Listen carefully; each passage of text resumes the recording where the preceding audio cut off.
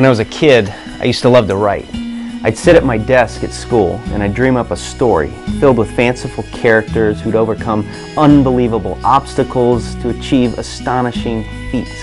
Now, often as the stack of pages would grow and the story would take form, I'd begin sharing what I had written with my classmates. So while I was writing chapter 5, they'd all be reading chapters 1 through 4. Of course, I'd always leave them with a cliffhanger, so they'd beg for the next installment.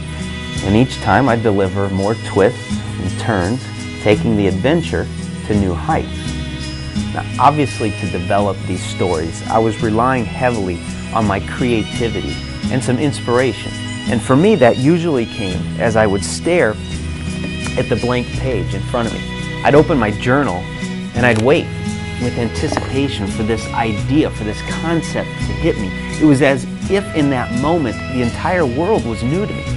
I had in that instant an opportunity to take life in a brand new direction. It was exhilarating, and it began with that blank page, that white space, that fresh start. And out of that would come the creation of something new and exciting. Well, today we're starting a journey through the book of Acts. Now, when the book opens, Jesus is having a meal with his disciples. He's already been crucified. He's come back to life, and in a few verses, he's going to ascend into the heavens. But before he does that, he gives this command to his followers. He says, "Do not leave Jerusalem until the Father sends you what he has promised." After that, Jesus leaves. His followers wait. In the upstairs room of a house where they are staying, they wait. They wait for 9 days. For 9 days, they have nothing to do but stare at the blank page in front of them and wait with anticipation for this promise, this inspiration.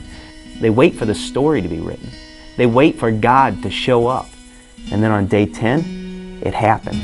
The story begins. The promise arrives. The inspiration takes form. And like a writer with pen in hand, the Spirit of God begins scripting the story of the church. And within those first few pages, we see Christ's message preached with boldness and thousands stepping forward to believe.